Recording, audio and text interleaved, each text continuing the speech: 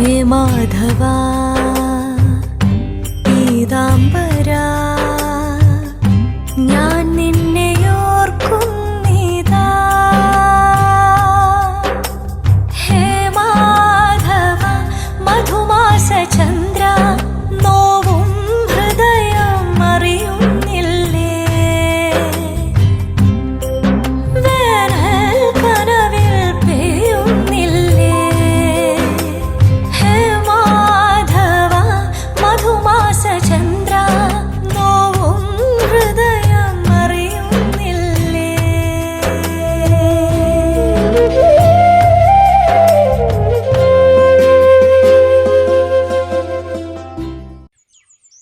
ഇവിടെ ഇപ്പം മോക്ക് കൂട്ടായി സൂരജില്ലേ, ബീനാമ്മയില്ലേ? അവരൊക്കെ മോളോട് നല്ല കൂട്ടല്ലേ? എന്താ മോളെ നിന്റെ മുഖം വല്ലാതായത്? ഒന്നുമില്ല മുത്തശ്ശി. എന്തെങ്കിലും ഉണ്ടെങ്കി എന്നോട് പറ. ബീനിയോ സൂരജോ എന്റെ മോളെ വിഷമിപ്പിക്കുന്നുണ്ടോ? ഇല്ല മുത്തശ്ശി. സത്യമാണോ നീ പറയുന്നത്? മോളുടെ മുഖം കണ്ടിട്ട് എന്തോ വലിയ സങ്കടം ഉള്ളതുപോലെ എനിക്ക് തോന്നുന്നത്. ആരൊക്കെ കൂട്ടുണ്ടായിരുന്നെങ്കിൽ അത് മുത്തശ്ശി ഉള്ളതുപോലെ ആവില്ലല്ലോ. അതിന്റെ സങ്കടം എന്റെ മുഖത്ത്. മോളെ എന്തുണ്ടെങ്കിലും ഹരിയോട് പറയണം, അല്ലെങ്കിൽ എന്നോട് പറയണം. സങ്കടങ്ങൾ സ്വയം ഉള്ളിലൊതുക്കിയ അത് മറ്റാരും അറിയില്ല. അതുകൊണ്ട് പരിഹരിക്കാൻ പറ്റാവുന്ന കാര്യങ്ങൾ പരിഹരിക്കാനും പറ്റില്ല. ശരി, എന്റെ സങ്കടം മാറ്റാൻ മുത്തശ്ശി ഇവിടെ നിക്കോ. അമ്മേ ദാ ചായ. എന്താ മീര പറയുന്നേ? അല്ല, ഞാനിവിടെ നിക്കണമെന്ന് പറയുവാ. ഞാനില്ലാത്തോണ്ട് കഥകൾ കേൾക്കാൻ പറ്റില്ലെന്നുള്ള പരാതിയാ. മുത്തശ്ശിക്ക് വയ്യാതിരിക്കല്ലേ മോളെ? ഈ അവസ്ഥയില് മുത്തശ്ശി ഇവിടെ എങ്ങനെ നിക്കാനാ? അസുഖമൊക്കെ നന്നായിട്ട് മാറട്ടെ. അത് കഴിയുമ്പോ എത്ര നാള് വേണമെങ്കിലും മുത്തശ്ശിക്ക് ഇവിടെ വന്ന് നിക്കാലോ. ബീന പറഞ്ഞത് ശരിയാ. അസുഖങ്ങളൊക്കെ മാറിക്കഴിഞ്ഞ് ഞാൻ ഇവിടെ വന്ന് മോളുടെ കൂടെ നിക്കാം.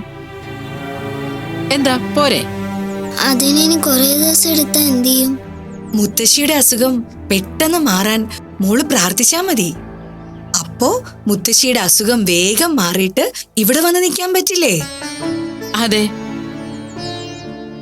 മീര ജനിച്ചപ്പോ തൊട്ട് അമ്മ കൂടെ ഉണ്ടായിരുന്നല്ലോ.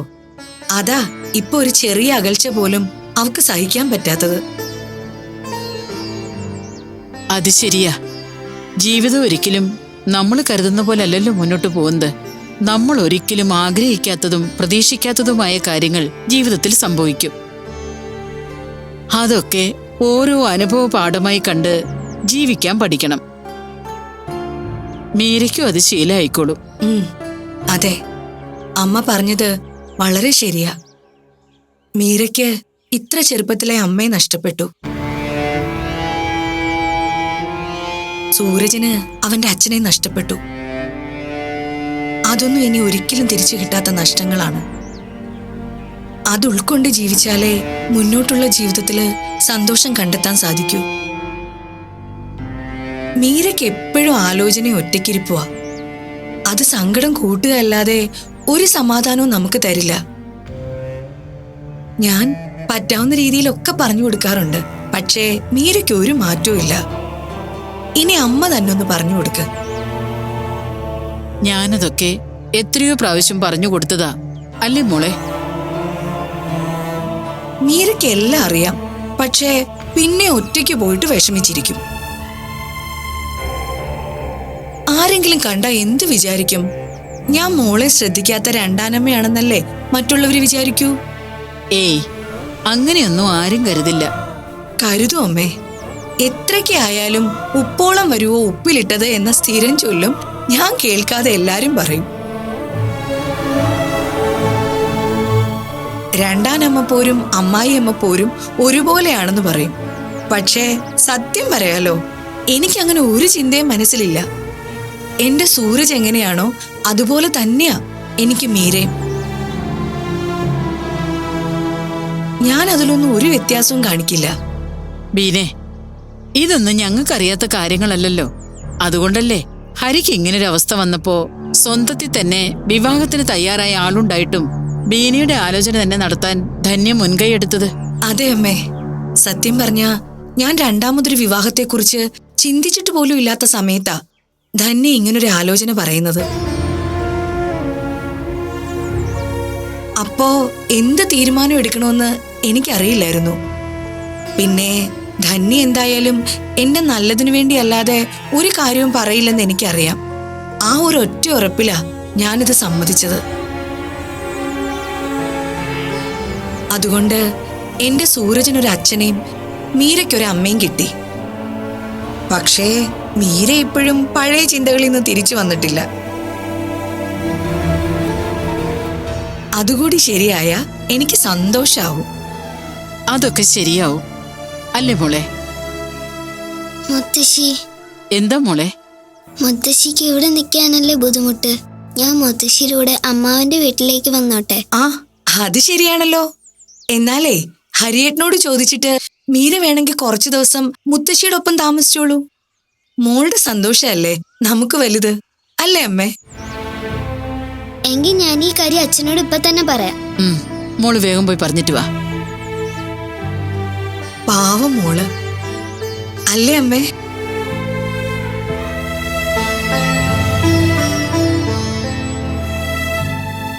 ടൗണിലെ വർക്ക് കഴിഞ്ഞു, ഇനി പുതിയ ഒരെണ്ണം പിടിക്കണം.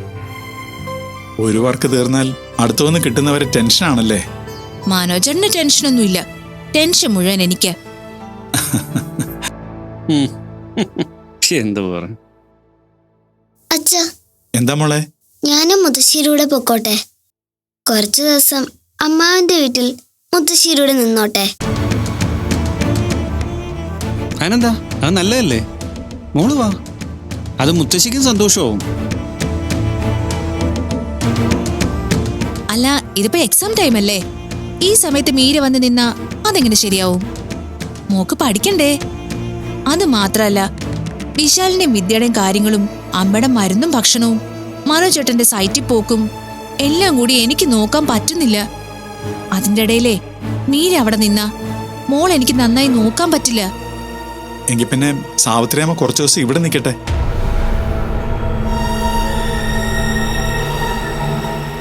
ഞാനത് ബീനിയോട് പറയുകയും ചെയ്തായിരുന്നു. മീരയ്ക്കും അമ്മയ്ക്കും ഒന്നിച്ചു നിൽക്കാൻ ആഗ്രഹമുണ്ടെങ്കിൽ നമുക്കങ്ങനെ ചെയ്യാന്ന്. ശരിയാ, ഇക്കാര്യം ഞാനും ധന്യയും കൂടെ നേരത്തെ സംസാരിച്ചതേ ഉള്ളൂ. അമ്മ ഇപ്പൊ നടക്കാൻ തുടങ്ങിയിട്ട് കുറച്ചു ദിവസമല്ലേ ആയിട്ടുള്ളൂ. ഈ സമയത്ത് മരുന്നും ചികിത്സയും ഫിസിയോതെറാപ്പിയും ഒക്കെ മാറിക്കഴിഞ്ഞാ എന്താ സംഭവിക്കാന്ന് നമുക്കറിയില്ലല്ലോ. എന്തിനാ വെറുതെ റിസ്ക് എടുക്കുന്നത്?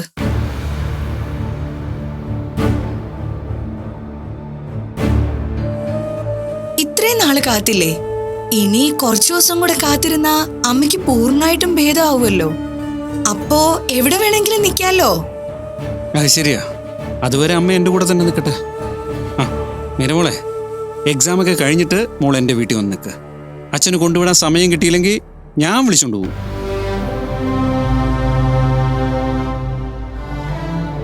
കേട്ടോടി? ആഹാ, നീ ഇതെവിടെ ആയിരുന്നടാ? ഞാൻ വെറുതെ അങ്ങന്റെ കാറ് നോക്കാൻ പോയി. നിനക്ക് ചായ വേണോ? വേണ്ട. ഐസ്ക്രീം ആയാലോ? ആ വേണം. മീര ജലദോഷം ആയതുകൊണ്ട് ഐസ്ക്രീം കഴിക്കാറില്ല. ബാ.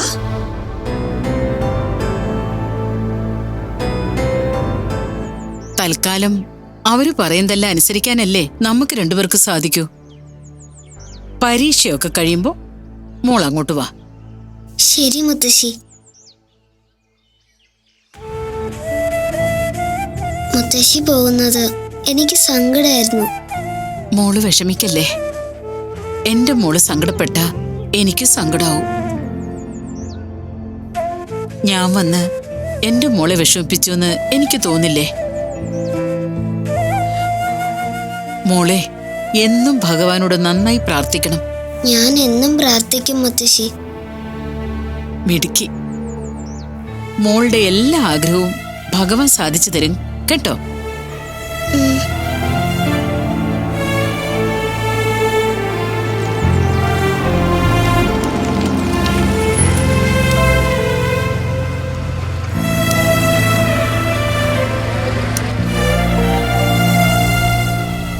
ചേച്ചി ഇറങ്ങട്ടെ മോളെ. ശരി മുത്തശ്ശി. മോള് കരയാണോ? ഇല്ല മുത്തശ്ശി. വിഷമിക്കരുത് കേട്ടോ. ഞാൻ ഇടയ്ക്ക് കൊണ്ടുവന്നോളാം. എന്നാ ഞങ്ങൾ ഇറങ്ങട്ടെ. വാമേ വാ. പതുക്കെ.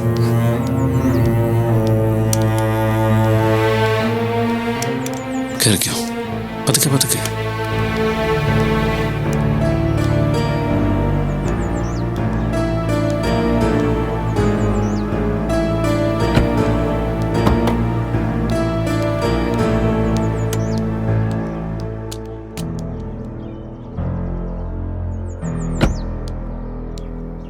എന്നാ പിന്നെ ശരി കയറി ഇറങ്ങട്ടെ. പോട്ടെ മോളെ. ശരി എന്നാ. ഓക്കെ.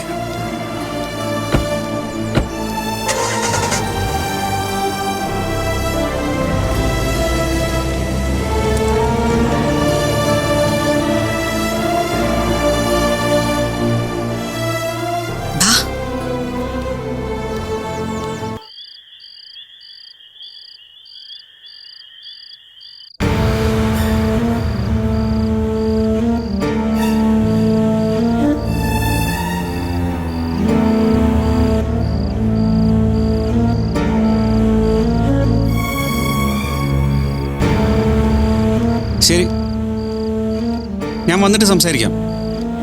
ഞാൻ നാളെ വരാം. ഓക്കെ.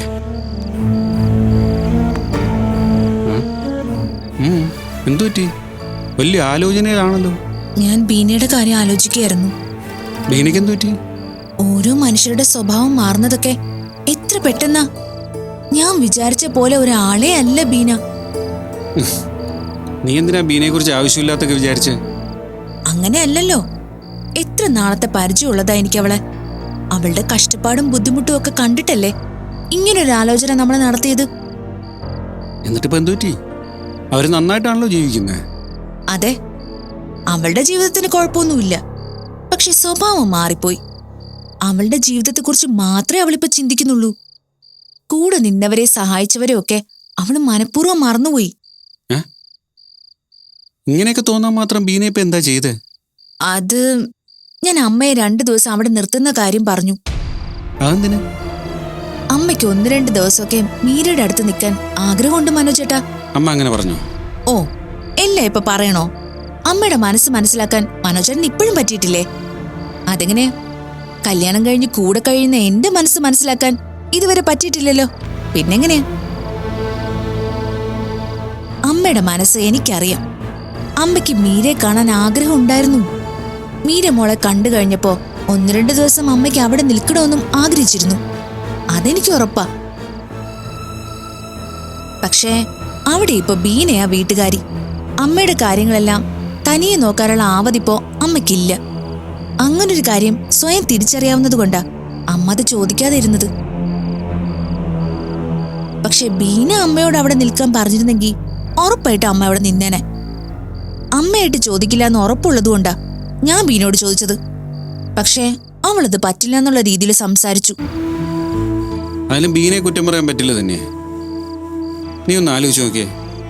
അവിടെ വെച്ച് അമ്മയ്ക്ക് എന്തെങ്കിലും വയ്യായിക വന്നു എന്ന് നീ ചിന്തിക്കേ. ഇപ്പോഴത്തെ അവസ്ഥയിൽ അത് വരാനുള്ള സാധ്യത വളരെ കൂടുതലാണ്. എല്ലാവരും കൂടെ ബീനയുടെ തലയിൽ അത് വെച്ചു കൊടുക്കും. അത് അവർക്കറിയാം.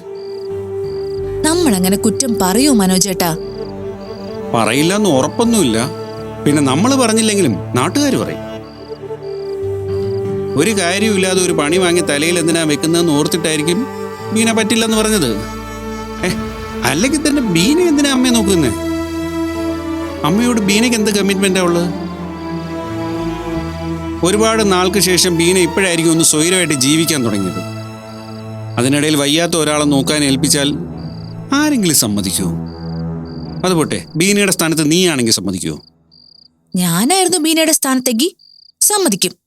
കാരണം എങ്ങോട്ടൊന്നില്ലാതെ പോയ ജീവിതത്തിന് ഒരു വഴിയുണ്ടാക്കി തന്നതിന്റെ നന്ദിയും കടപ്പാടും എനിക്കുണ്ടാവും. പക്ഷെ ബീനയ്ക്കതില്ലാതെ പോയി. ഓ, നന്ദിയില്ലാത്ത ഒരാളിനെയാണല്ലോ ഞാൻ സഹായിച്ചതെന്ന വിഷമം എനിക്കിപ്പോ. തന്നെ ഇനിയെങ്കിലും ഒരാളെ സഹായിക്കുമ്പോൾ തിരിച്ചൊന്നും പ്രതീക്ഷിക്കരുത്. അങ്ങനെ പ്രതീക്ഷിച്ച് ചെയ്താൽ അതിന് സഹായമെന്ന് പറയരുത്. അല്ലെങ്കിലേ അതിനൊരു കടം കൊടുക്കലിന്റെ വിലയേ ഉണ്ടാവും. ഹാ പറ്റിപ്പോയി. ഇനി പറഞ്ഞിട്ട് കാര്യമില്ലല്ലോ. അവള് നന്നായി ജീവിക്കട്ടെ. അതെ, ഇനി അമ്മയ്ക്ക് മീരയുടെ അടുത്ത് നിൽക്കണമെന്ന് ആഗ്രഹം ഉണ്ടെങ്കിൽ ഞാൻ ഹരിയോട് പറയാം മീരയെ കുറച്ച് ദിവസം ഇവിടെ കൊണ്ടുവന്ന് നിർത്താൻ. നീ തൽക്കാലം ലൈറ്റ് അണച്ച് കിടക്കാൻ നോക്ക്.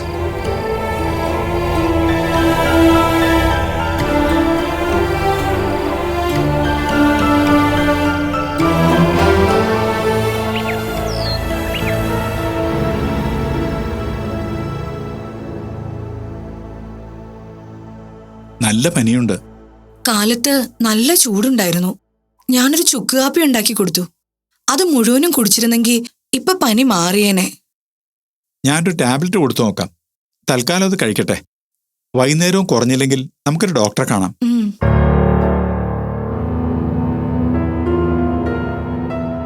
നീ ഇത് വരുത്തി വെച്ച പനിയാ. ഇന്നലെ അവര് കൊണ്ടുവന്ന ഐസ്ക്രീം മുഴുവൻ കഴിച്ചിട്ട് കുറെ തണുത്ത വെള്ളം കൂടെ കുടിച്ചു. പിന്നെ പനി വരാതിരിക്കുന്ന എങ്ങനെയാ? ഞാനത് കഴിച്ചതുകൊണ്ട് എനിക്ക് മുഴുവൻ തീർക്കാൻ പറ്റി. അല്ലെങ്കിൽ അത് മീരയ്ക്കും കൊടുക്കേണ്ടി വരില്ലായിരുന്നോ? ഇങ്ങനെ പനി വന്ന് കിടക്കുന്നതിലും നല്ലത് അവക്ക് കുറച്ച് കൊടുക്കുന്നതല്ലായിരുന്നോ? പനി വന്ന് കിടന്ന എന്താ കുഴപ്പം? വെറുതെ ഇവിടെ കിടന്നാ പോരെ. എന്നാലും അവക്കൊന്നും കൊടുക്കാൻ ഞാൻ സമ്മതിക്കില്ല. നീ ഒന്നും മിണ്ടാതിരുന്നേ. ഹരിയേട്ടൻ കേക്കണ്ട. മോൻ എഴുന്നേറ്റിരുന്നേ. ഇനി ടാബ്ലറ്റ് കഴിച്ചേ വെള്ളം ഇങ്ങെടുക്ക. ഈ വെള്ളം കുടിച്ചോ.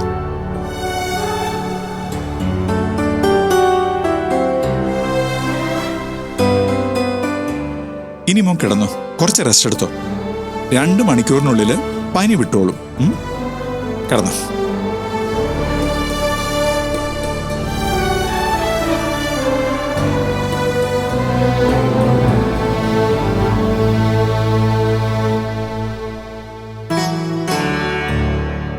ബീനെന്താ ഇങ്ങനെ നോക്കുന്നേ?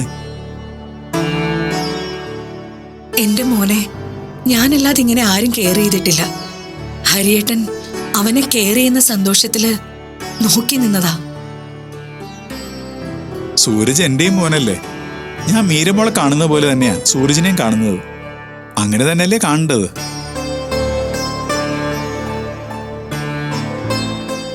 മീരയ്ക്ക് അമ്മയായിട്ട് താൻ വരുമ്പോ സൂരജിന് അവന്റെ അച്ഛനെയും തിരിച്ചു കിട്ടണം. എന്നാലേ ഈ ബന്ധത്തിനൊരു അർത്ഥം ഉണ്ടാവൂ. ഒരുപാട് പേടിയോടെയാ ഞാൻ ഈ കല്യാണത്തിന് സമ്മതിച്ചത്. പിന്നെ ധന്യ എന്നെ നന്നായിട്ട് നിർബന്ധിച്ചിരുന്നു. അതുമാത്രമല്ല, സന്ദീപേട്ടന്റെ അച്ഛനുണ്ടാക്കുന്ന ബഹളവും സമാധാനക്കേടും ഒക്കെ ആലോചിച്ചപ്പോ കല്യാണം കഴിച്ച എനിക്ക് മോനും ഒരു സുരക്ഷ കിട്ടുമല്ലോ എന്ന് കരുതി. എന്നിട്ടിപ്പോ എന്തു പറ്റി? അതൊന്നും കിട്ടുന്നില്ലേ? അയ്യോ, അങ്ങനെയല്ല. എല്ലാ സുരക്ഷിതത്വവും കിട്ടുന്നുണ്ടെന്ന് മാത്രമല്ല, ഒരിക്കലും പ്രതീക്ഷിക്കാത്ത രീതിയിൽ ഞങ്ങളെ ഹരിയേട്ടൻ സ്നേഹിക്കുന്നുമുണ്ട്.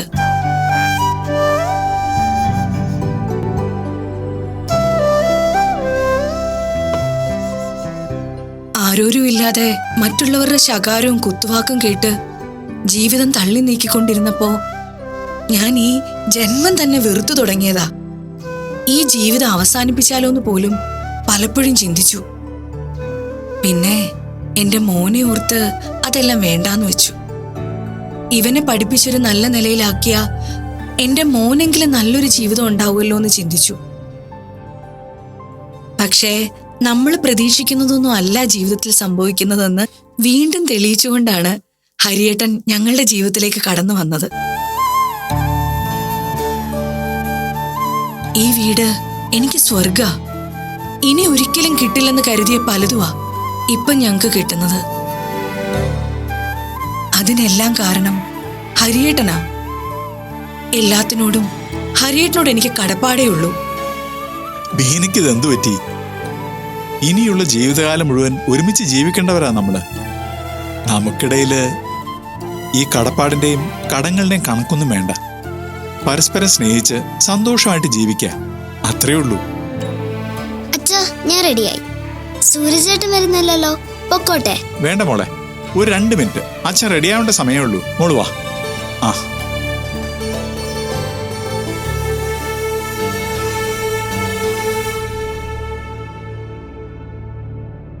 മോനെ, എന്താ അമ്മേ?